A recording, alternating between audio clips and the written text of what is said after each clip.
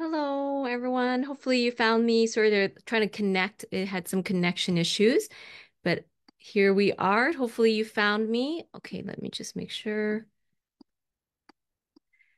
All right, let's double check if you guys have found me. Yes. Okay. Hello, everyone. Let's see if we can get there. Awesome. Okay, I see we have Vivian, Tina, five others have joined. Barbara just gave me a heart. I see that. Awesome. All right. So if you have found me, this is live number 145, The Secret to Staying Fierce, Fit, and Strong Year Round. So as I was doing it, I was thinking, oh, this is turning more into a mindset kind of live. As there was like different things I was thinking about, and I'm like, this is gonna be a little bit more, I feel like just like strategies and things to think about. And maybe I'll talk a little bit about lifting near the end. But really, I think as I was really building this live, I was like, at the end of the day, a lot of this is not necessarily about the technique of your lifting and all of this. The topic of this live, the secret to staying fierce, fit, and strong year round, has a lot more to do with like the way you think about things. So I just want to preface that before we get into it, because originally when I came up with the topic, I was thinking like, okay, we're going to talk about all these like things about lifting and technical things. And then I started realizing we're not going to totally touch on it exactly like that. I might touch on it a little bit near the end, but this will be more about like strategies. So I see lots of people joined in. Tammy, Terry, Jennifer, Krishia. Hi, Jennifer. You're so sweet. So we have 14 eyeballs on here. Now, before I dive into the topic, I want to ask who here tends to yo-yo a lot? Yesterday on my post, I said, enough with the yo-yoing and the on-off button. I'm actually curious who here tends to yo-yo a lot. So if you're a yo-yoer, whether it's a nutrition or workout or just on off with your fitness journey, I want you to put yo-yo below. And just, to be honest with yourself, right? Just to be honest with yourself. Hi, Tina, and hi, Kat. I see you guys popped in, and Mrs. Phoenix as well, and Oshone. So put yo-yo if you feel like this might be you. Now, I think this is a very appropriate topic. This is January 31st. It is 1 month into 2024. And I don't know if you know this, my own clients, the MAs know this because I did a mindset class with them last week. Is apparently January 12th is National Quitting Day.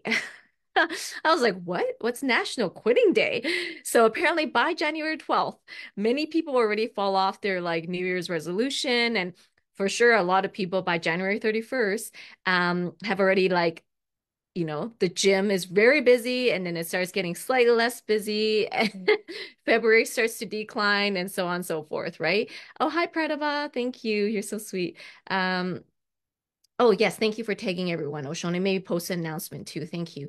And Terry says, you yo-yo a little bit. Yeah. And Barbara says yo-yo.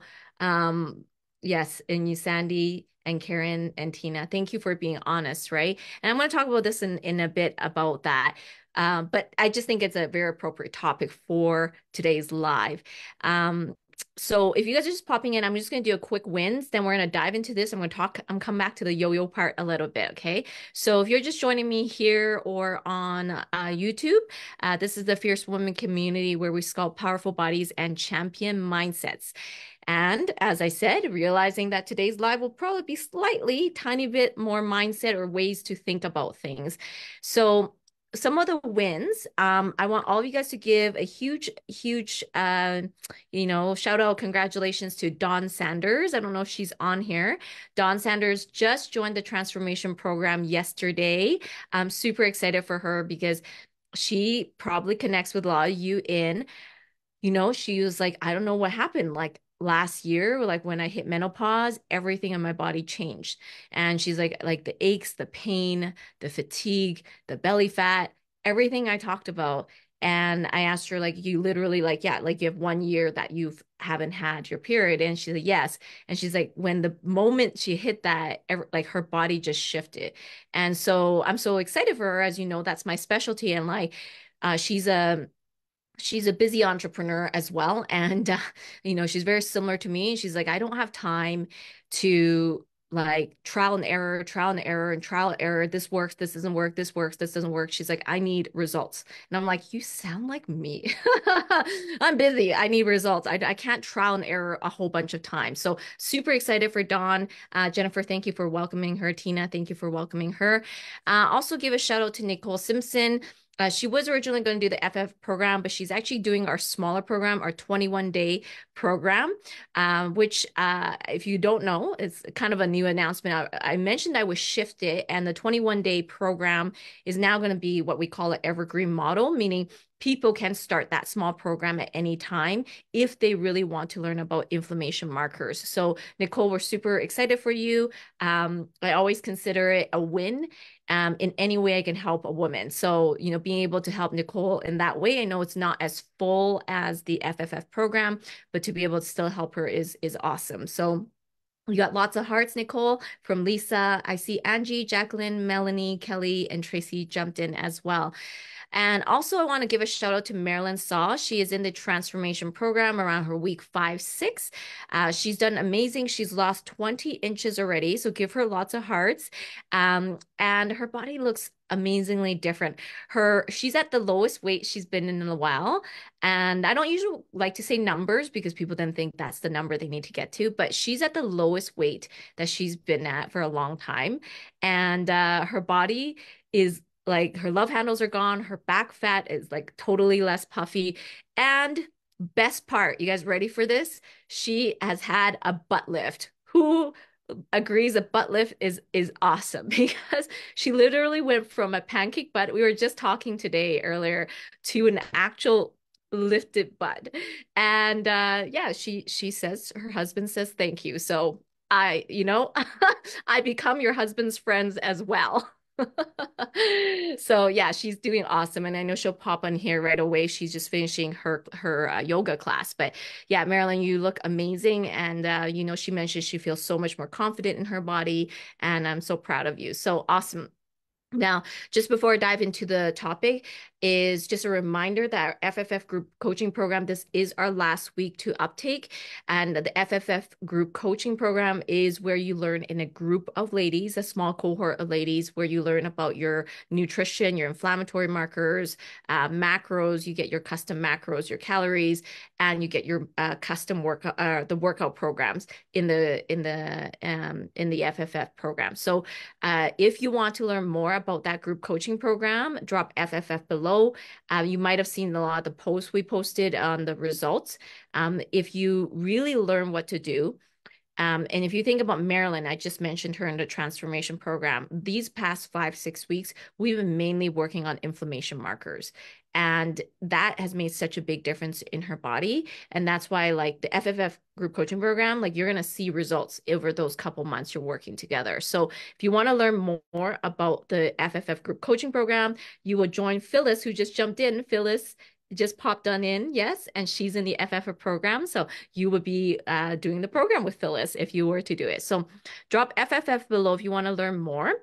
And also, if you have not seen our posts, I am hosting a free workout challenge next week. And it's our Love Yourself Fierce challenge, kind of in the theme of Valentine's Day, random acts of kindness. And it's a really fun workout challenge because I put random acts of kindness in there. And so if you are kind of that kind of person who loves doing things like that, it's just such a cool challenge to work out, but also do awesome things for your community and do different things to just like uplift others. So if you want to take part in that free workout challenge, put workout below and we can send you the registration form. Okay. Awesome. Hi, Cece. Good to see you. Awesome. And Kelly as well. All right. So before I dive into the topic, I want to come back to we were talking about yo-yoing, who thinks they're a yo-yo, they yo-yo all the time. And some of you mentioned you are. So I'm actually curious who here resonates with one of the reasons that you tend to fall off, if I want to call it, or I could maybe say excuses. Depends on how we look at it. Okay. I'm curious which phrase describes you. Okay. Are you just a yo-yoer, like as in you're on off? Or are you someone who says, I need to get in shape because dot dot dot, I have a wedding or I have to go to the beach. I need to get in shape for this. Like you have this like specific thing coming up and you need to get in shape. So if you've ever said that, maybe that's you. Maybe you're saying, I'm just not motivated. Maybe that's you. And I'm trying to get you to identify who you are. Like, do you say this? I'm just not motivated. Or life happened to me. So which one are you? Are you like just a generally, are you just like an on-off person? Or are you always like, I need to get in shape for the wedding. I need to, or you're the person who says, I'm just not motivated right now. Or life happened to me. Which one do you fall into? Oh, hi, Katrina. Good to see you. Yeah, put it below and be honest with yourself because people tend to fall into one of those categories, especially if you struggle with consistency and staying on track, right? So as you guys kind of come in and tell me which phrase identifies you, I want to preface this with um, kind of like in terms of like my heart in just in doing this live because I was actually listening to another thing that was talking about how it's very easy for all of you to idolize or let's say put people on pedestals, especially we have Instagram and everything and you see fit pros like myself or Oshone and all of that, right? And I see the comments coming in. I'll read it off in a second. Thank you for answering my question there. But yeah, like it's very easy to almost feel like, well, they're perfect and then I'm not, right? So I just want to make sure we're very, very clear that no one is perfect, not even your fit pros, okay? They are pros because they've been in the industry and maybe they've gained a level of expertise in the area, but no one's perfect and everyone falls off. I think you have to be really honest and I want to be real about it. Like as in like Clarice has fallen off. I've fallen off and had bad days, where you don't eat as clean or in the past, I've had a few weeks where I couldn't work out. I mentioned this before, but in the initial stages of building my company, it took so much work. And I was just like, it was really hard to get in those workouts. And there's times when maybe I've had cravings and I remember early on like kind of like when I was younger there, especially around competition time, competition really messes with a lot of your signals and all of that kind of stuff, right? And so you just have these cravings and all of that. I'm sure Oshone can attest to it, right? So I see lots coming in. I am going to answer all of this in a second, but I just want to talk about this is that I want this talk to be about like helping you guys all be more consistent, but it isn't about like, oh, like I'm not perfect or that I think these fit pros are perfect. Like I just want to make sure we're just like not putting people on pedestals and that you need to know that your fit pros are not perfect either. Neither are any person who steps on stage in a competition either, right? Like everyone falls off sometime. Everyone has some moments in life where they have to maybe like have to draw back a little bit or push forward. But what a someone who has achieved a certain level is that they may have figured out a way to mitigate the lows. And if they hit a low, a dip, they can come back up a lot faster. That's what I found is really the key is that it's like it's not that they don't have lows or dips, but they just don't stay down there and they have ways to come back faster because at the end of the day, um, like this talk is more about what you do consistently, not what you do perfectly.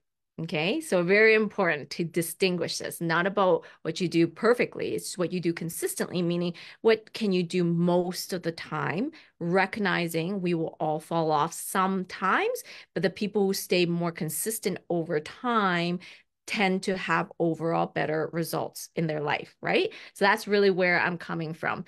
And so I see a lot of people put, Tina says not motivated. Karen says on off a lot. Yeah, exactly. A little bit of both. Carrie says, Barbara says because of social gatherings and get caught off and takes motivation away because I'm generally not the heavy person. Yeah, so letting the environment kind of dictate that, right? So motivation mostly with nutrition. And I'm going to speak to that a little bit, Sandy, a little bit later. And Terry says, just hit a dip. I'm very motivated and love to work out. Yeah, exactly, Terry. And we talked about that. Like sometimes we have those dip moments and it is kind of normal, but it's just like knowing how to handle it and how to come back out of it. So yes, awesome. Thank you for everyone for contributing. Hi, Carmela. I see that you popped in and Shannon as well. So what is some of the strategies to stay fierce fit and strong throughout the year and kind of maintain a high level of consistency? This is not surprising. I know I'm a broken record, but the first thing I am going to say is you need structures, systems, and accountability. You're like, oh, there she goes again. Yes, structures, systems, and accountability. So we're going to break this down, okay? So you need a plan. That's the first thing I'm going to say. If you don't have a plan, there's a saying that says a goal without a plan are empty dreams.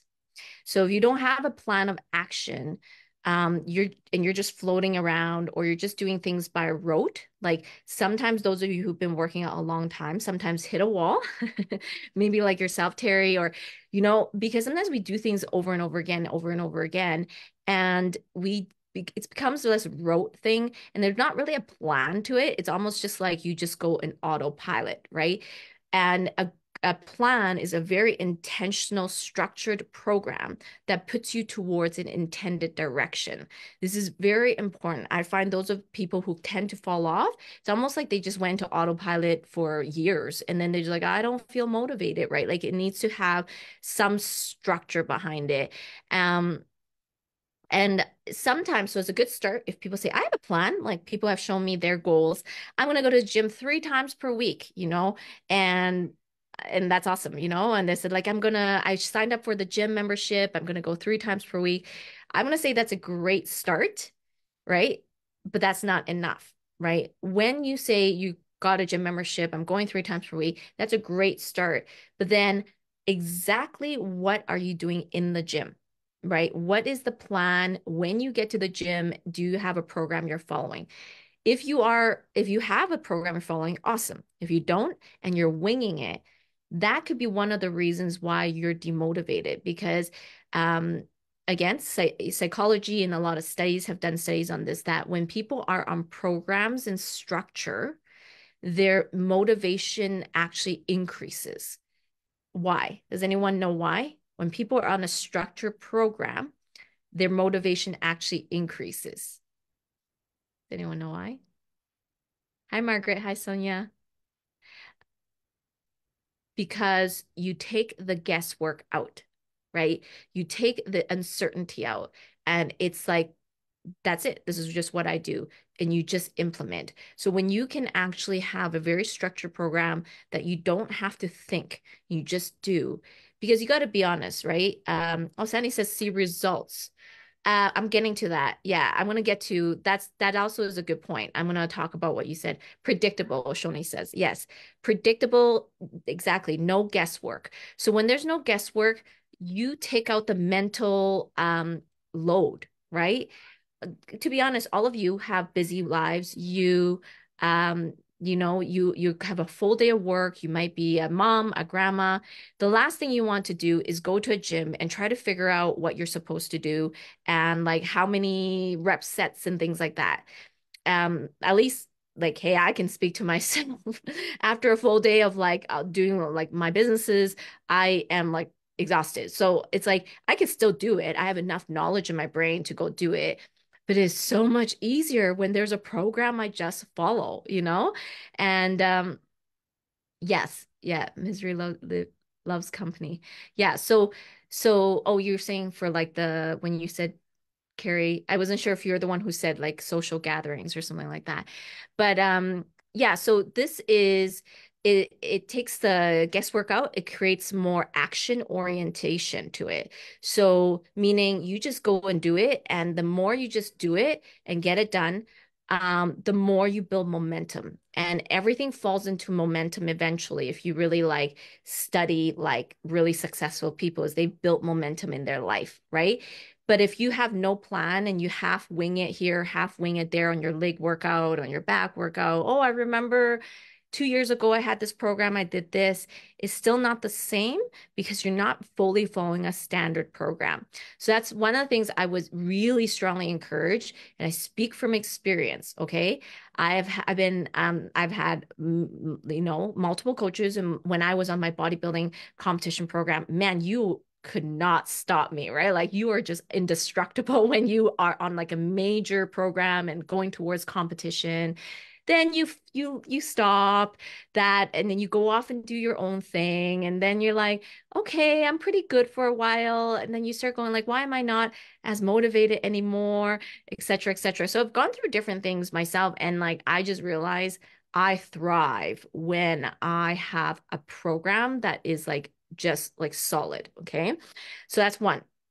But still under the structure systems accountability. Okay. The next thing in the structure systems and accountability is tracking. Okay. You need a structure system to be able to track. Winners are trackers. If you want to see results, if you want to stay motivated, you have to track. Okay. So I find that like a lot of people have maybe a program, but they don't really like track what's going on, right? Hi, Cindy. Good to see you. And Kim and Kirsten and Esther and Leah. I saw a whole bunch of you jump in. So you need to make sure that you are tracking your reps, your weights, your sets, and also a lot of other data, just like I spoke about last week. So your metrics, your weight, all the changes that are happening, because if you want to stay motivated and not fall into this like robotic kind of feel, like, oh, I'm just gonna go do it because I never miss a day in the gym. I just go, which isn't necessarily a bad thing, but I find when people just say, I just do it, I just do it, I just do it, it's like this robotic thing. And it's like, are you actually progressing? Are you moving forward? What are you working on? So tracking creates um like increased motivation, and you will know what you need to work on for the next step. And for myself, I find that like when I track, so right now I'm tracking a lot for my powerlifting programs. I can understand really like my growth in my strength levels and then my 1 RMs, my 1 rep maxes. And so it's very motivating, right? Because I'm like, okay, I want to like track this. I want to see exactly where I am next week, right? So, hi, Chris Sarah. Good to see you. Yeah, Chris Sarah, I was a competitor, so I don't know if you're still competing, Chris Sarah. Hi, Mary. Good to see you. So yeah, so that make sure you have tracking. So you need the structure systems to be able to track and for you to feel empowered to know how to make changes. Okay. Number three is still in the structure systems and accountability is accountability. Okay. So we're coming back to this. Accountability is so crucial. And I think those who feel like they don't need it are usually the ones who tend to fall off. Okay. So again, through a lot of studies and psychology and kind of people who like study into like the behavior of people, they have found that people will always perform more for others than they perform for themselves. How many of you agree? You like put perform for others, like just put that below if that's you. Most people will.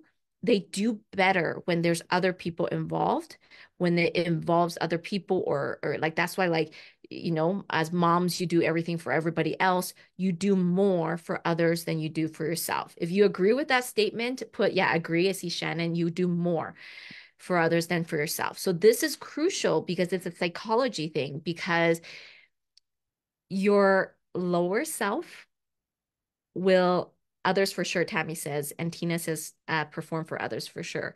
And your lower self will tend to emerge when there's no accountability. Your higher self will come out when you are accountable to someone. And Vivian says agree. Jennifer says agree. Lisa says agree. Exactly. And why? I will tell you what, because Clarice also speaks from experience. If you ever take a tendency quiz, those of you who are my clients, I know you guys have taken it. There are different kinds of personality types, but Clarice is an upholder, which means I have very high standards for myself.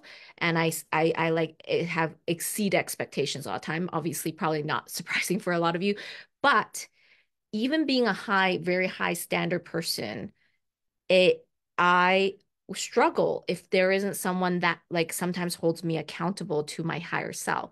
And I imagine because on that tendency quiz, there's other personality types that are not upholders, that are obligers, that are like they don't uphold expectations in like at such a high standard.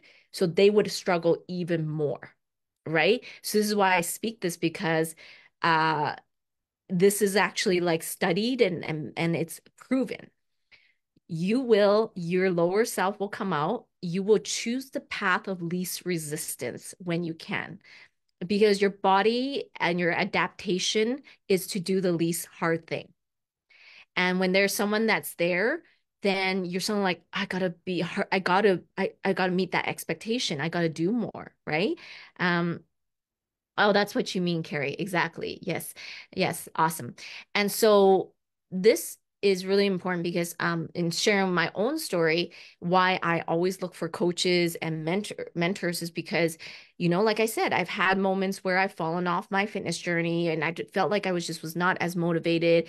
You're going to road. I've been training and bodybuilding for like 10 years. I know exactly what to do. It gets very rote. And I was like, man, need like some coaches to put me in place, you know? And so like obviously went and found some coaches, and it makes a massive difference because every week I know I need to show up, and I need to one of them I have to track in a program, and I need to show I've done the work. So that's very important. Puts me really much on path. And I'm a fit pro. So if you guys are experiencing this, you're like, oh, Clarice experiences it too. Yes. This is why I'm sharing this with you. Okay. If a fit pro struggles with this, most people who are not even in the fitness industry, can you imagine the amount of struggle they have to stay consistent and on track, right?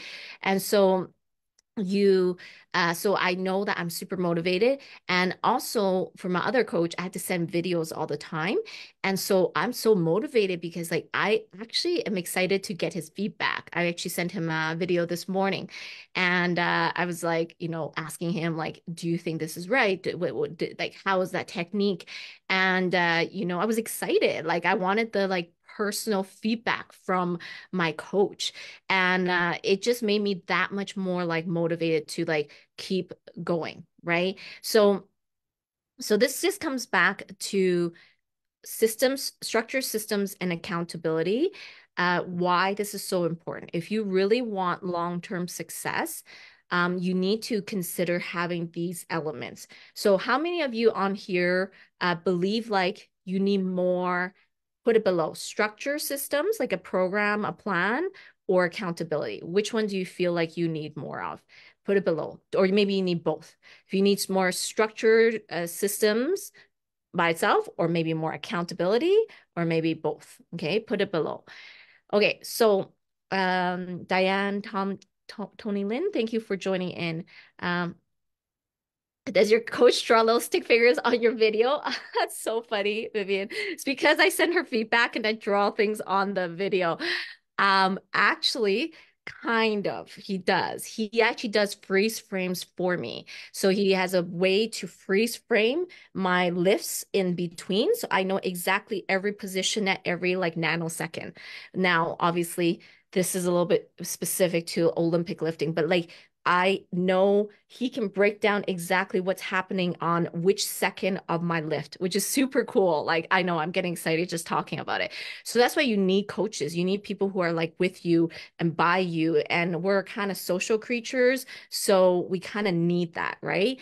Shannon says you need both, and Tammy says both. Exactly. So, yeah, this will help you. So if you don't have that right now, that's one of the reasons you're struggling. And that's potentially why you need some guidance or structure or coaching or accountability. All right. So the next thing is, so we're moving on to the next topic, like the next strategy. Okay. So you need to set goals that excite you and challenge you. Okay. So notice two things. I said you need to set goals that excite you and challenge you. Okay. So everyone, this is very different. It's not just excite, like, you can set a goal that you're excited about, but if it's not super challenging, I find that like it doesn't pull you. You need something that kind of pulls you a little bit.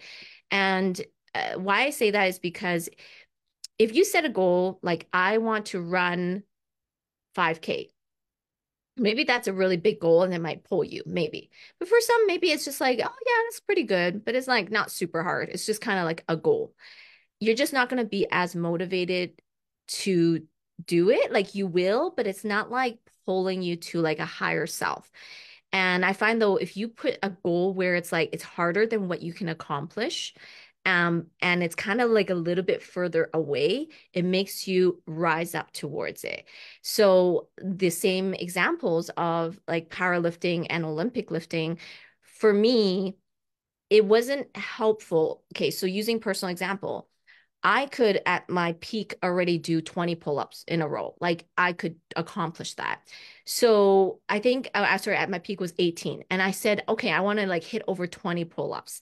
And I remember was it the 2 years ago, it was kind of like, okay, I have more goals to go up, or like my dumbbell chest presses, I was getting up to 65 dumbbells in each hand. So I'm like, I'm gonna move towards 70, 75, right? So that example is like, it's good. I was setting a goal, but it's like no longer so exciting because I can already do pull-ups. I can already press pretty like heavy weights. It wasn't challenging me enough. And obviously, because I've been training in the industry for so long. So I started feeling like, oh, like I'm setting these goals, but they're not really challenging me to this like level. So then obviously I found Olympic lifting and it's so hard. I suck. I mentioned this many times. I was like, I really suck. And I actually thought it was funny. Maybe you have to have a bit of a good self-esteem or good sense of humor. But I was like, this really is awesome. I suck so much that I really need to work at this, you know? And it gave me like this like challenge of like, oh my gosh, I can get good at this because I really am not good at this right now. So where do you go with when you're rock bottom? Only up, right? So I was like, oh my gosh, just like this can only go up. I can only improve. And I say that to all of you because some of you may just need to start working out and get on a program. But I'm speaking to some of you who also have been training a long time, who are starting to feel demotivated or different things like that. And I think you need to make sure you are feeling challenged. That is very important if you want to have long-term success in your fitness and health, right? So, how many of you feel like you need to challenge yourself more? Maybe put that below. How many of you feel like you need to challenge yourself more? Um, yeah, so put that below. Hi, Christina, Emily, and Carolyn. You guys dropped on in as well. So, if you feel like you need to challenge yourself more, put that below because it's just a good reminder. Maybe you've gotten into a bit of a rut, right? A bit of a rut. And there's Marilyn. Marilyn just popped on in. Hi, Marilyn. Okay, so number three. So um it's kind of similar to number two, but it's like a slightly different angle. Okay. So Terry says challenge myself more. Shannon says I could push myself a little more. And Tina says challenge more. Exactly. Awesome. So number three says you should, in order to stay long-term fit, fierce, strong, you need to change things up a little bit. Now, I want to describe this. So I always say I don't think someone should be jumping around in the program. I think that you need to have consistency in your workout to track and progress your workouts. Progression in your workouts helps you build like stronger muscles and all of that.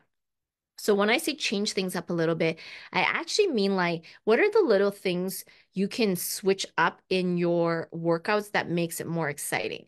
Little things like getting a new workout outfit, new shoes, new music playlist, going to a different gym if you're able to. Like some of the memberships lets you go to different like gyms with the same brand.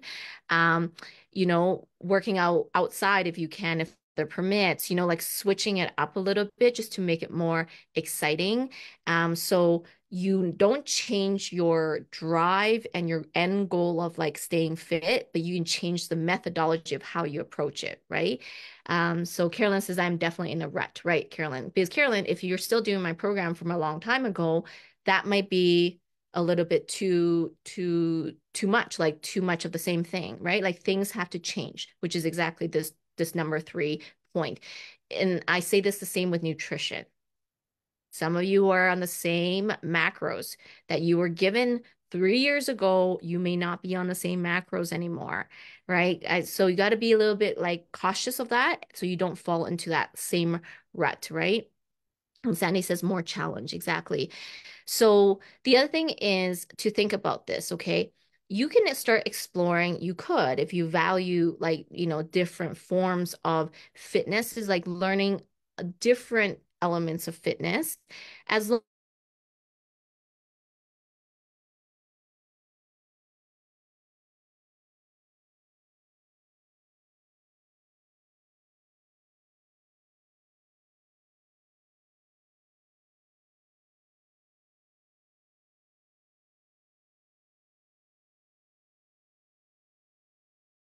workout and train your gym workout, just putting something new. Uh, but when you are on your routine, you should stay within your routine, like the one you're working on, minimum at least 3 to 6 months before changing it. So I'm not encouraging for you to jump around. Okay. I'm actually encouraging you to stay on track to a program, which a lot of you know that uh I just see you froze. Am I frozen? I see myself still. Yeah. Okay. Anyways, um, but yeah, so you want to stay focused uh, on a program for at least 3 to 6 months before really like trying to change it. So an example would be like, let's just say you're like, okay, like I'm gonna do bodybuilding. Okay. And then you're like, oh, wait, I'm going to do CrossFit. Oh, wait, I'm going to go do Orange Theory. Oh, wait, I'm going to go do F45. And oh, wait, like, and if you kind of jump around too much, you never stabilize into a structured program that allows you to actually like build muscle. Like you have to understand if you want to build muscle, you have to stay on a program and progressive overload it, right? So there has to be a long enough time in it that you then gain some level of expertise that you can then elevate that program, right? So, in this regards, when I say change it up a little bit, it has two contexts. One, if you're new to a program and you're suddenly getting bored within a couple months, that you still should be on that program. Change up the environment, where get a new outfit, get a new playlist, that type of thing. But if you have been a long experienced lifter, and then like somebody like myself or Oshone, yeah, maybe you can look at different like modalities and training. And I know for a while Oshone was doing like calisthenics and stuff like that, right? Training like different like body, one arm pull-ups, one arm push-ups, like training different elements to just make it more exciting. So sometimes people will ask me, so they listen to me, they're like, then isn't it really boring to like train like just your program because you don't change it all the time? And I say like it depends on how you define that, right? You can still make it exciting within the structure of the program, and still work similar elements within the program, but not have to change the whole program. I'm hoping that makes sense. If it doesn't, you guys can say like, can you explain more? But I'm hoping that makes sense. Hi, Linda. Thanks for popping in. And yes, Marilyn, I see you are there. Awesome. So number four, it makes sense, Oshani. Good. I'm trying to express it in a certain way. Like I don't want people to jump around, but I want people to know you can still have variety in there and all of that. So, okay. So number four is this is all about how to stay fit and fierce and strong throughout the year. Okay. So number four is you need to focus on nutrition. Again, you're probably not surprised Clarice says this, but people forget when I talk about the topic of staying fit and fierce, they think it's going to come down to lifting techniques or I'm going to give you some special strategy in your workout. I'm going to tell you that 70% of your results come from your nutrition. So if you don't get a good handle on your nutrition, you're going to have a really hard time staying fit all year round because you might hit the gym 3 times per week, but you have to eat throughout the entire day, or you have to deal with food 7 days a week, right? So you have to get a really good handle on food. The better you are with your food, the more likely you can stay on track all the time. Well, all the time with some variance because, okay, food is your energy source. So if you eat poorly, you don't stay on track, you're going to feel crappy. You're not going to feel energetic. You're going to feel sluggish. You're not going to want to go to the gym. You're going to feel like you can't push in the gym. You're going to feel like your body, even if you did push in the gym, isn't repairing properly. So nutrition becomes this crucial undergirding to actually you being able to stay very consistent to your programs, to staying fit and fierce throughout the entire year. Okay. So when I talk about nutrition, if you have fallen off, or let's just say you have fallen off of nutrition, or that you feel like you're inconsistent towards it, you need to pay attention to a few things that I always talk about. Okay. You need to know your quality of food. So what are you putting in your body in terms of inflammation markers? The way you distribute your macros, the way it's kind of combined together, because the way it's combined together determines your energy.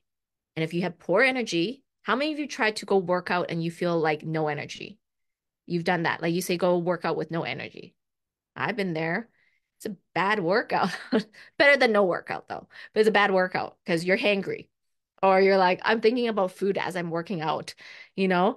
And so you need good quality food. You need to have right timing or distribution of the macronutrients. And so quality of food is very important. And then I'll get to your comment here, Vivian, in 1 second. And then quantity of food is really important, right? Your total number of calories and your total number of macros. It does affect you more than you think when it comes to this topic, how to stay fit, fierce, and strong throughout the year. Okay. People actually don't realize sometimes, I'm not saying all the time, okay? They fall off of the train of fitness because they actually have poor nutrition intake. As in, like they're going to the gym, they're working out hard, they're so motivated, but they're not really paying attention to really like the really adequate parts of nutrition. And then they slowly like feel like less and less motivated. Their energy systems are not as great. They feel more fatigued. They feel like they can't push as much. Or they sometimes just say, I don't know, I just don't feel like going to the gym anymore, which could be a mindset thing, but sometimes it's a nutrition thing and you don't realize it. It's a nutrition thing because you aren't fueling your body properly, right?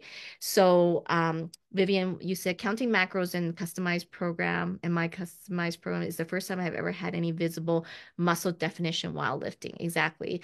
And, Vivian is a very lean individual. And, previously, she was lean, but we were calling it skinny fat, right? She had the little bit of the belly fat and everything, but she couldn't see muscle definition no matter what. And it wasn't until I really dialed her macros, really dialed many times, that she really started seeing some of the muscle definition, right? So that also impacts motivation, right? Just what Vivian said there. Because if your nutrition is not on par and you work out month after month, how many of you guys have been there month after month and you don't see results? You don't see the hard work you're putting in. You don't see like muscle definition and the things that you want to see in your body, or you work out and your belly is still there, which I talk to a lot of you, your belly is still there. It really takes away your motivation. And then you suddenly are I like, why am I working out so hard? Right. So you have to match it. That's what I'm saying. You have to have a really good structured program and you must match it with really good nutrition if you want to really stay long term on track and stop yo-yoing so much. It is keeps it more consistent over time. Okay. Um, Yes, Sherry says nutrition success and consistency is best achieved by meal prepping, which assists in the prevention of indulging in unhealthy choices. Exactly. And learning to meal prep. Exactly. So, quality of food, quantity of food, meal prepping, just like Sherry said, and paying attention, okay, to not just macronutrients, but micronutrients. Okay. This is not a live on micronutrients, but macronutrients are protein, carbs, and fat. And micronutrients are your vitamins and minerals. Okay. you want to be careful there too, because you could be very good in certain macros and things like that, but forget about like your micronutrients like vitamin D. If you're D deficient, it's going to impact your energy. It's going to impact your gut. It's going to impact your immunity. If you get sick often, which a couple of my clients have been sick quite often, you keep falling off, and then it's a climb again to come back on, and you get sick again, and it's a climb to come back on, right? So being careful, again, it's often overlooked. It's like, I'm eating healthy, and then you're maybe not careful about the micronutrients that you also need to make sure is in place.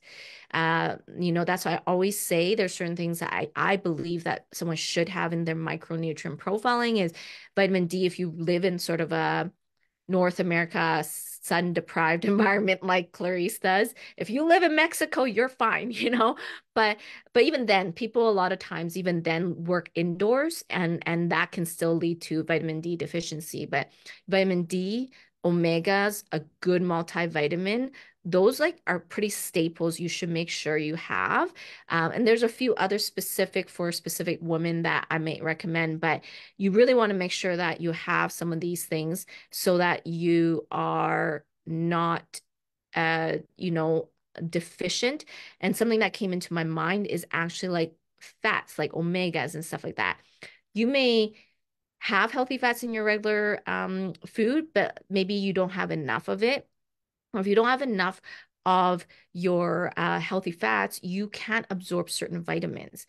And therefore, you become vitamin deficient because you don't have the right amounts of fats. So, because of this nutrition situation, you could become really fatigued really fast without knowing it.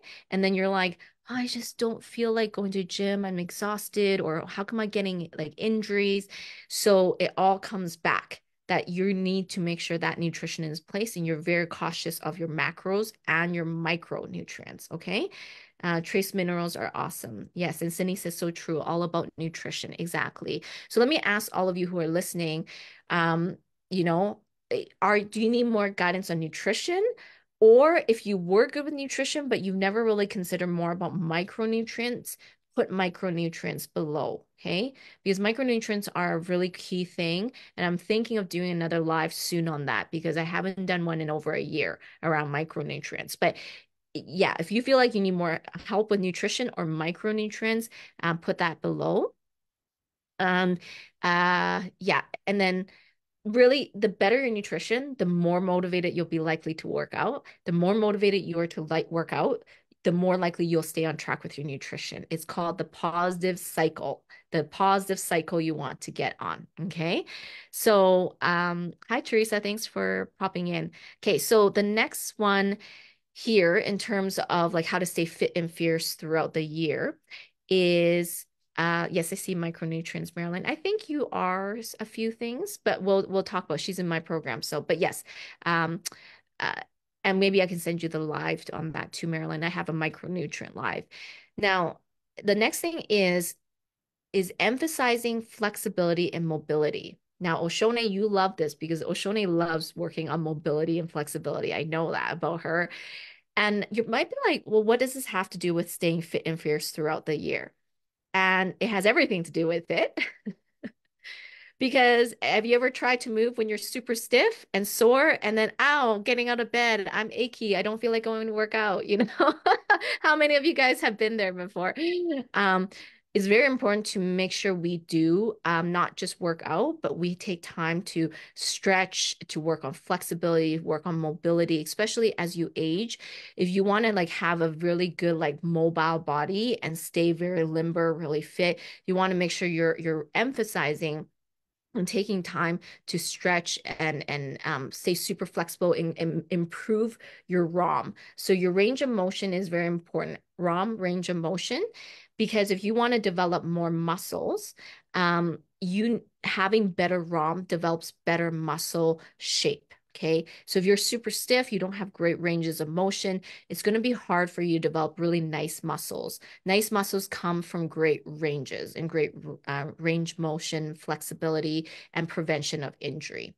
How many of you feel like, oh, oops, I don't prioritize my flexibility and mobility? You feel like you need to stretch more. Maybe you say you need to stretch more, put it below. Okay. Um, Oshone says helps your range of motion too for your lifts. Exactly. That's what I mean.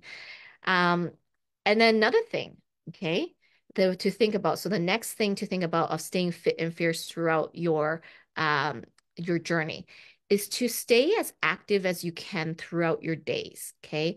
So this is important because no matter what, sometimes you're going to have jobs that you have to sit. Sometimes you're going to have days where you're not going to be able to maybe hit the gym as much as you want, right? And Karen says you need to stretch more. Yeah, yeah. It's easy to forget, right? And then Vivian need to stretch more. Yes, Carolyn need to stretch more. Exactly. These are really good reminders for yourself. And Tina need to stretch more. Now, staying active throughout the day, which is like non-exercise activity kind of things, like NEAT, non-exercise activity thermogenesis. Usually, they're talking about like throughout the day, you moving and your metabolism. That um that I guess like that situation there. You you fuel your metabolism more, but there's actually other things involved with that.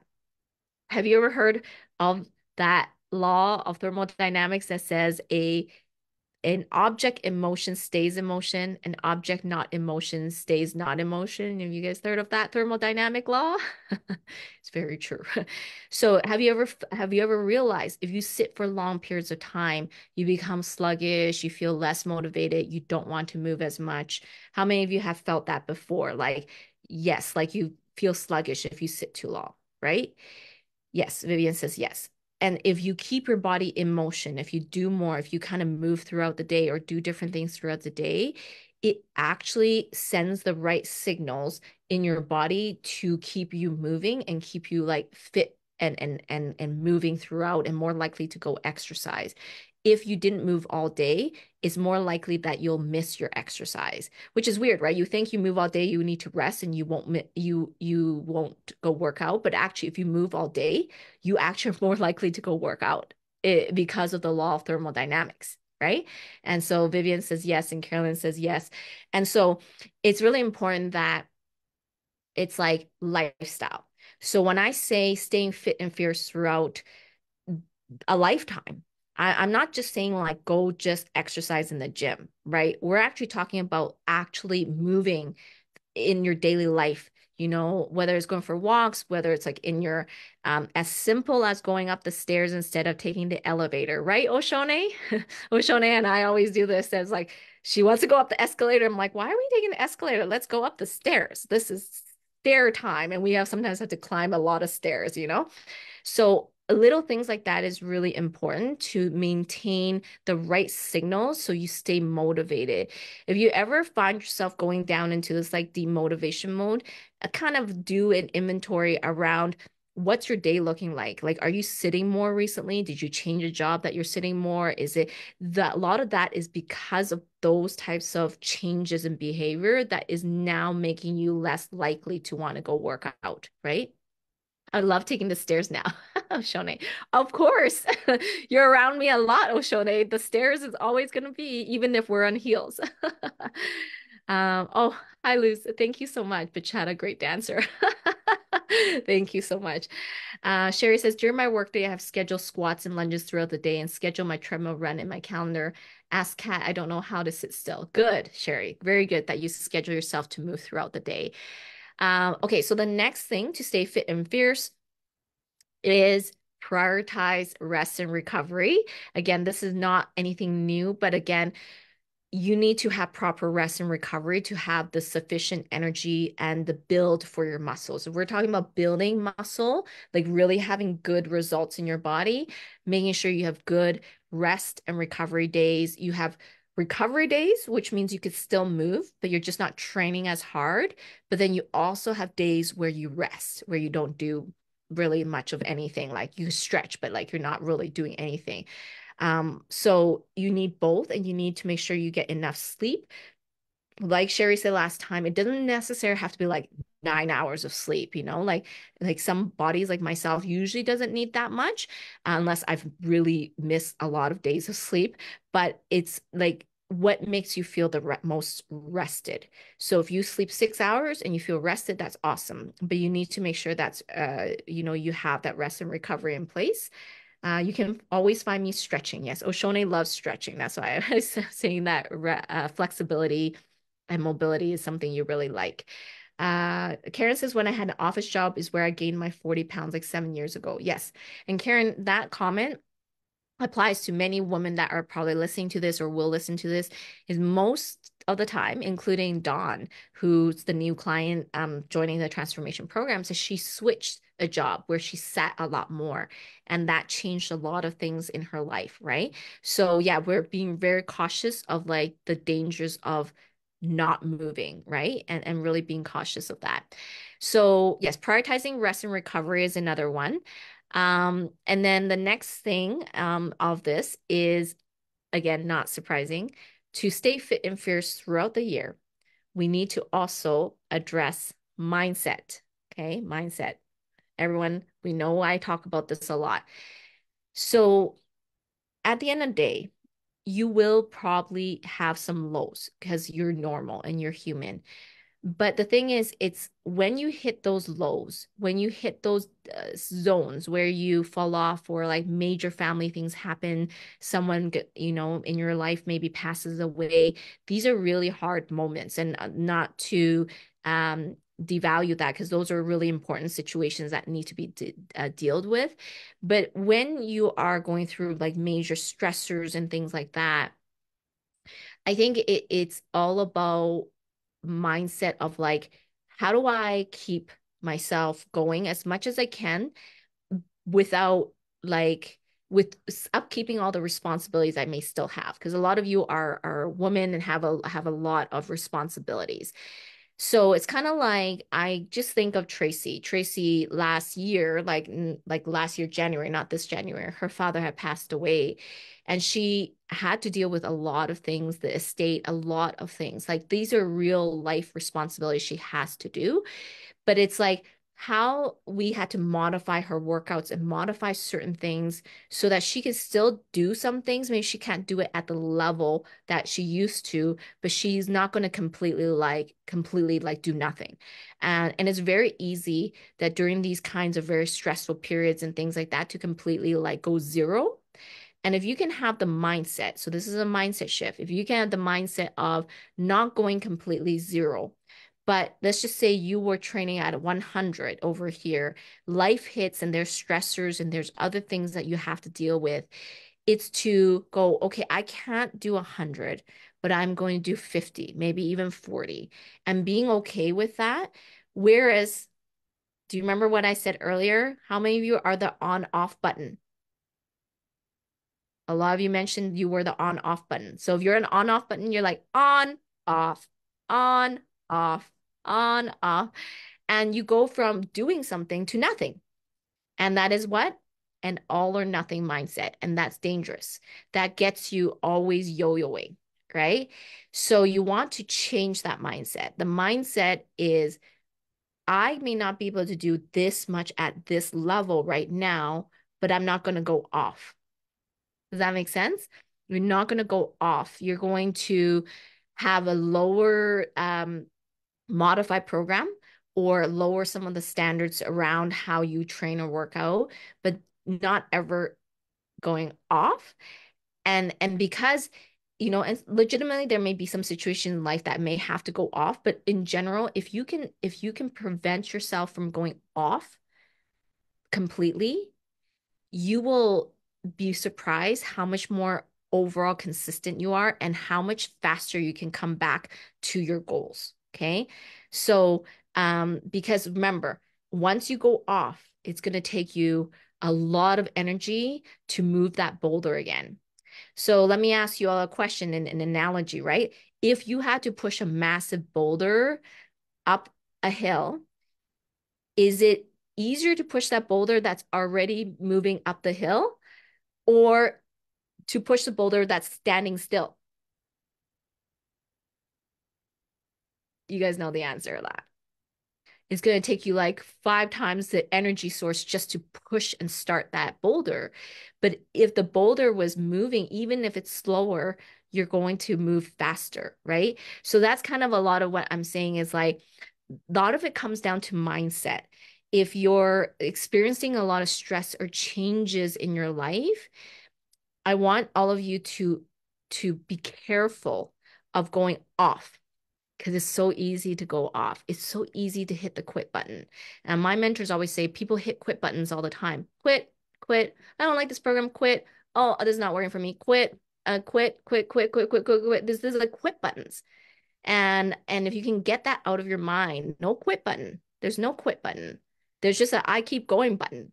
But there's also a I can go slower or faster button. You know, that's Clarice's mindset. There's no quit button. You just keep going, but you can slow down a little bit or you could speed up a little bit. And then that way you stay consistent and you keep moving forward. And I'm hoping that makes sense as well. Oshone says, once you have momentum, it's better to keep it going, even if slower. Exactly. And Jennifer says, moving bolder is easier. Exactly. Yes. Hi, Deborah. Hi, Mary. Thanks for popping in, and Regina and Jen. Um, awesome. So, uh, and then in terms of mindset as well, is this like if you did fall off, like I said, we're all human. And I know there's going to be times like, I mean, if you legitimately got COVID, it's not like Clarice is like, get up out of your bed while you're in COVID and work out, right? So I'm hoping you understand the context of what I'm saying, but you may have moments where you fall off. But the key is always get back on the horse as soon as you can, right? That is the key. That is one of the most important like strategies I have learned. I have fallen off, like I told you. I'm not perfect. I've missed a couple weeks before. But my mentality always is, well, you can't change what's in the past, so let's not cry about it, right? I can only change what's moving forward. So now I'm going to get back on the horse. I'm going to now make this happen, right? And if I have a lot of trouble getting back on track, which I also mentioned to you, I have struggled with because I'm human, what does Clarice do? I seek out coaches and mentors to help me. I go to them and say, I need structure. Hey, I need more accountability. And so I am always moving forward, but I sometimes recognize my own what is it, weaknesses or vulnerability, and I need someone to guide me to get back on track, which a lot of times we need that as well, right? So be honest with yourself, like for all of you listening, how many of you feel like you need to work a little bit more on not on off, like not just quitting, and you need to work on more like just like staying consistent even if slower. If you feel like you need to like just stay consistent but go slower, just say consistent slower. Like if you feel like you just need to be consistent and slower, and instead of being the off button and quit button, and and then also being honest with yourself. Like if you feel like you fall off and then you stay off. Like you don't get back on the horse right away. So if you feel like you need to get back on the horse right away, put a horse. Good, say you need to get back on the horse right away. A lot of that is like a decision here. It's like don't wallow in it, don't sit in it, don't be like, I just had a conversation with someone I'm mentoring in life, not in fitness, and something happened. And I said, well, the biggest thing is you're going to have these feelings, and I understand you're going to have to feel them for sure. But does it help to sit in it all the time? Right? It's not going to be helpful. So you have to then go, how do I move forward? Right? So, yeah. So get back on the horse. If you feel like you're a person that needs to be reminded, you need to get back on the horse. Like if you fall off, which everybody will fall off. Tina has a horse. I see the horse. Good job. Yes. Just remind yourself of that. Okay. All right. So those are some strategies that I want to talk about staying fit and fierce throughout the year and consistency. Like I said, when I was building it, I just was kind of like, this is a little bit more mindset than anything. But I am going to talk just briefly about the different modalities of training because I mentioned I would talk about it yesterday when I initially came up with the topic. So I want to talk about different modalities of training, partially to kind of like help you understand the pros and cons between some of these different training modalities. Okay. Now, I specialize on more bodybuilding because that was my element for 10 years. And I trained and competed and trained, competitors, all this type of stuff. So that is my main modality. But obviously, I've started to really explore other training protocols to really better understand why we do what we do. Why do you want to train a certain way and for what reason? Okay. So this may be a part where you can help clarify some goals for yourself. Okay. So the first part is to talk, number one, about hypertrophy training. Okay. Which is bodybuilding. Hypertrophy training relates to bodybuilding. Okay.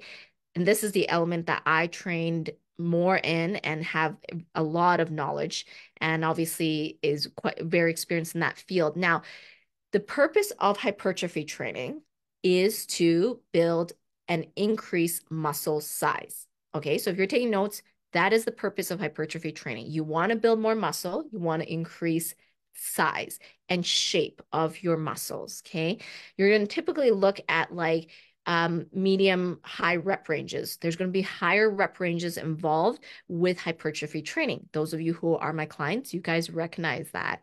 And Oshoni knows that because she had some really high rep ranges when she worked with me.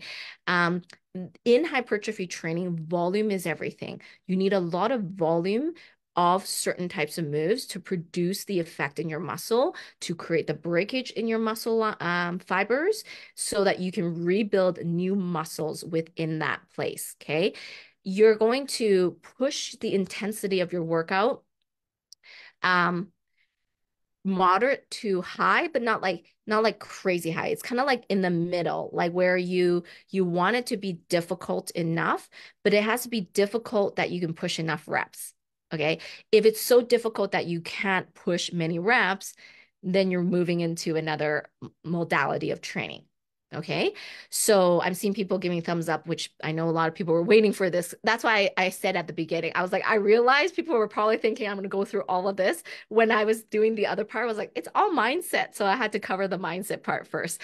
Okay. So the thing with hypertrophy training and bodybuilding is if you are wanting more aesthetic, like you aesthetically want to look a certain way, this is a good discipline for you. Okay. And let's be honest, most women do actually really value wanting to look better, right? It's a very aesthetic discipline.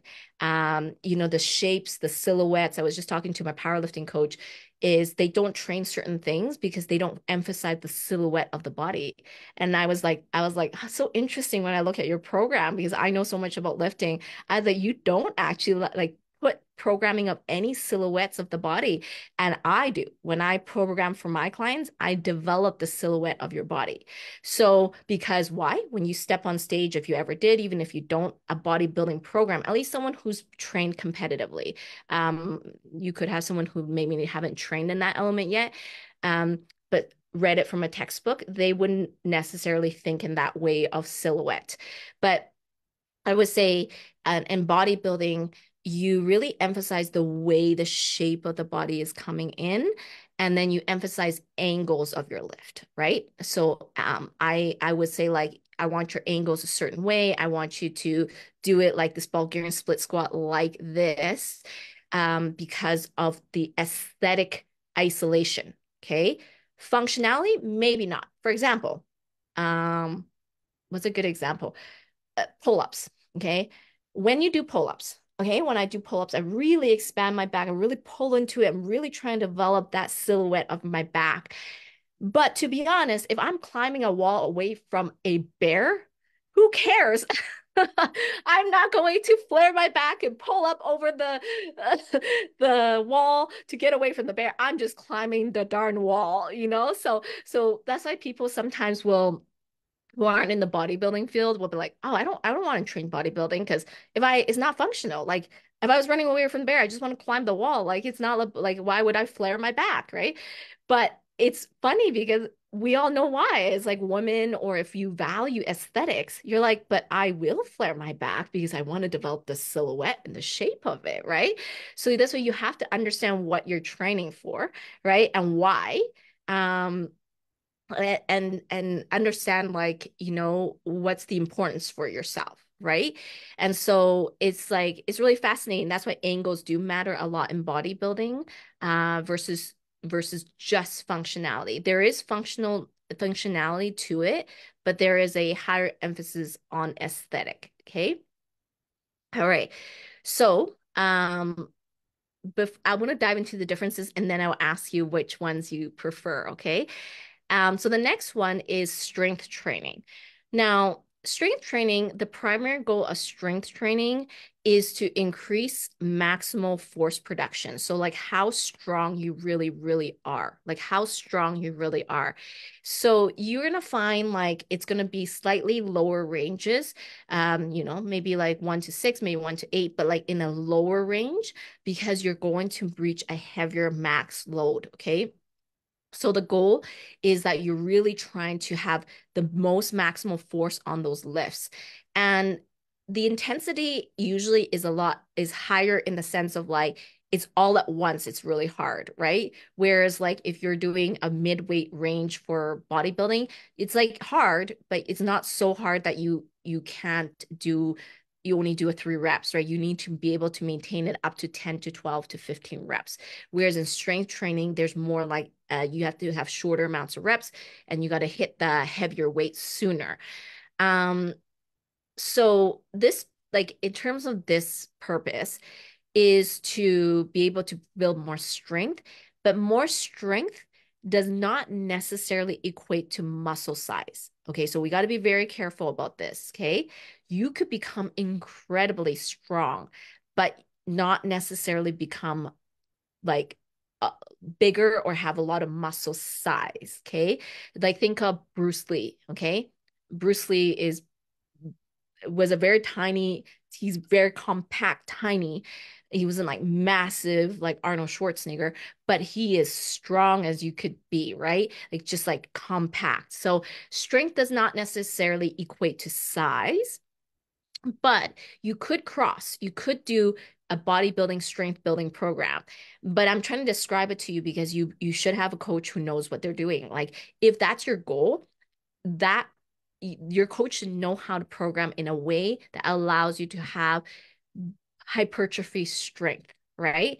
And so, but it's like different training protocols, and the muscles are trained um, a little bit like less frequently to allow for sufficient recovery. So there's like more rest times in between the muscles because there's bigger lifting protocols.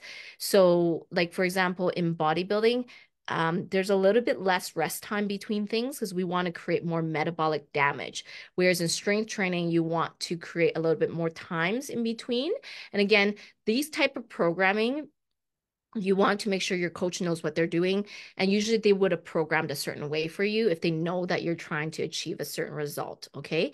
Including where your rest times are and how that's actually all comes into play. Another modality is CrossFit. I know, Katrina, if you're still on here, you do CrossFit. CrossFit is actually a very broad and it includes a lot of different like strength, conditioning, skill-based moves. It actually involves Olympic lifting. It's very like holistically involves many things together. But one of the characteristics of CrossFit is very, very high rep ranges, right? High, fast, cardio based, like it's just very metabolic. So in this type of like training, you are going to tap a lot of your metabolic rate. Like it's very intense. You'll be sweating, you'll be like breathing out of breath. And you could potentially increase in strength because of depending on how you train as well. But like the focus of CrossFit is not aesthetics, it's performance. Okay. So it depends on what you want. Like if you're like, I'm going for performance, I want like maximal, like as many reps as I can get done in this time frame of 20 minutes. I want to do maximal of this, then that might be yours. You might really love the push. People who like CrossFit really like the push, right? The push of CrossFit. Um, but I will say one thing is that depending on your body, CrossFit can potentially lead to higher rates of injury, can, but if you're an experienced athlete, with proper training, you're okay. But it could lead to more injuries because everything is a lot faster, more metabolic. You have more threshold of fatigue involved. And there is a little bit more cortisol involved with that. So you want to be just a little bit careful about that. But there's reasons why people do it. But CrossFit is very metabolically intense. Okay. So that's CrossFit. Olympic lifting. So Olympic lifting is very interesting because it only focuses on two biggest lifts, which is your snatch and your clean and jerk. So clean and jerk and snatch, these two are so technical. Like they are like more technical than anything I've ever trained. It's like I feel like I'm learning a dance move every single time. So Olympic lifting has a lot of power involved. So it has a lot of explosiveness. So if you're wanting to train explosiveness, that can be a very good training modality. One of the reasons I really liked training more Olympic is that in bodybuilding and powerlifting, you don't actually train explosive force very much. And if you ever watch some of my other lives on type 1 fibers and type 2 fibers, as you age, your type 2 fibers, which are more the explosive one. I might get mixed up. Type 2, I think it's type 2. The fibers that are more explosive, they do decrease as you age. And this is why you see people like move slower. They're not as fast as their younger years. So sometimes it can be useful to have moves that train explosiveness. And those of you who have my programs, it's kind of why I put some of those like hit things in between, the ones you guys don't like. All of my clients, you know which ones I'm talking about. Sherry, what is that one explosive move you don't like to do? So I do put little bits of that in there because I know you need a little bit, right? Because you will, as you age, decrease in your explosiveness, and we want to maintain those fibers. So for me, like my personal goals, burpees, yes, Lisa knows what I'm talking about. For me, my personal goals is I'm very experienced in bodybuilding. I know exactly what to do there, but I need to improve on certain fiber types that I have. So I'm like, I want to go now train this. So Olympic lifting can help me with that. And then of course the skill base of it is very intense. So Olympic lifting is something that you have to be okay with not being good for a long time. Like it's just a very, very, very technical moves because you have to pull a bar and that massive amount of weight above your head, right? You guys can imagine that. It's very different than just bicep curling. It's very different than just deadlifting. It's very different than just squatting. There's a massive compound movement that involves everything in your body. And so it's something that if I had to like, just as my personal thoughts is if you are not even experienced in lifting yet and you just need to get fit, you need to look better, you need more muscle base, probably bodybuilding is like your best bet to start because you're not going to get a lot of these gains just from Olympic lifting. But if you have more experience with like lifting and you want to improve your level and where you are at, then Olympic lifting can come into play later on it. But that's just my opinion because I know people who are in Olympic lifting fields where people start right at Olympic lifting at 5 years old. I'm sure you guys have seen little kids Olympic lift and snatch some crazy weights that are 3 times their weight at 5 years old. You're like, wow, how do you do that?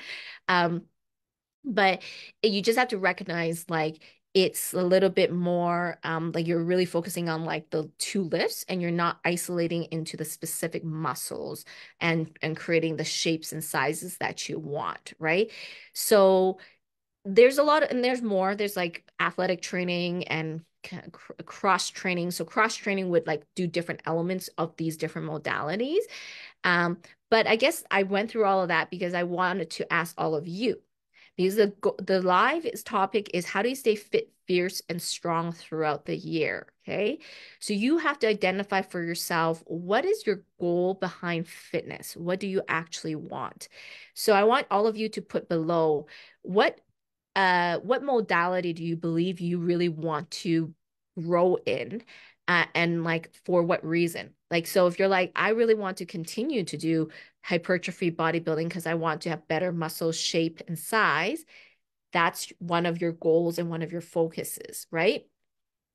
If you're like, I want to be stronger, I want more strength, I want to lift some heavy things, then you may need a little bit more strength-based programming, right? And so it's all dependent on your goals and making sure that if you are working out, training, that you either have a program from someone else, a structured program, or that, if you're one of my clients, that you're very clear what your goals are, right? Because most of my clients come to me because they want better shape in their body. So it's mostly hypertrophy training I do. But, for some maybe higher level athletes, maybe they have other goals. And my long-term clients, that's what I work with them on is like, what are some of your long-term goals? What's your next goal that you want to reach? Let's work on it so we can stay constantly striving towards something and not falling into a rut, right? So Kat says bodybuilding, hypertrophy, bodybuilding because I want to look sexy. Jennifer, you're so awesome. She's honest because I mean, bodybuilding is kind of the one that makes you have the beautiful shape to your body, right? So fit and healthier. Lisa. Yeah, so that can be a couple things. It could be bodybuilding, could be strength training. It could involve some CrossFit. It could, being fit can involve different things. Bodybuilding because I love the aesthetics and the balance. Yes, Oshone. Yes, exactly. And Joan, bodybuilding and strength want to look good and be strong. Yes. And so, Joan, that would be, and a lot of people, there is programming where you can cross, right? You have a good coach who knows how to program a bodybuilding strength program. I think they call it power building. Um, you can have kind of the best of both worlds in terms of strength and hypertrophy, right? And so Lisa says strength. Okay, awesome. Good, Lisa. And that's really good to know because yours is not just bodybuilding, but it's like you want to be strong, which is awesome. And so it's just like being aware of the different training modalities and then why you would want to do it. And then also keeping in mind these other things so that if you really got good at one discipline, maybe you are like curious how you can like expand into other disciplines, right? Because at the end of the day, they do cross over a little bit with each other, but like you have to know why you do each one, right? So, yes. So if you are in terms of like listening to me talk about different training modalities and building muscles and all of that, I come back to the same thing. If you don't have a specific program that trains you towards that goal, make sure that you get a specific program for that, okay? Because it's so easy to just YouTube anything and get any program for anything and get some cool moves, okay? Cool moves are good, but you have to know what the reason is. Sometimes the cool moves don't help you produce the results for what you want. So make sure you have a specific program. So if you feel like you need a better program, put program below. And if you already have one, that's awesome. And if I'm working with you, great. Or if I'm working with you, you're like, hey, Clarice, I actually want to work on this next goal with you. Awesome. Tell me about it. But yeah, if you want a specific program, put program below.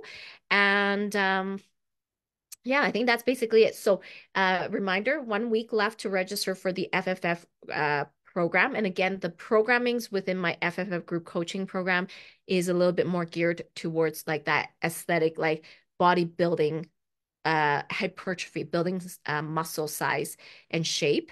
And if you want to also do our free workout challenge next week, you can put workout below and you can register for a free workout challenge. Okay. So, yes, Sherry says, so grateful you gave me the courage to come back. You made it easy to be vulnerable about my challenges.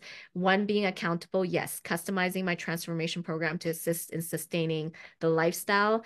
And my goal is internal optimum health with the bonus of aesthetic aspect of being healthy. Yes, I love that, Sherry. That is so beautifully put. I think the goal ultimately is to be healthy long term, right? And the bonus is you can build a beautiful body, build beautiful muscles, but it has to start with actually sustainable lifestyle fitness, right? It's why this live, I said at the beginning what I said, because it's not just about the physical. It's also about your mindset. It's about your flexibility, your mobility. It's about your rest and recovery. It's about your nutrition. It's about balancing your hormones, you know? So when you can approach your health from a very holistic standpoint, then you can really sustain this long term for life.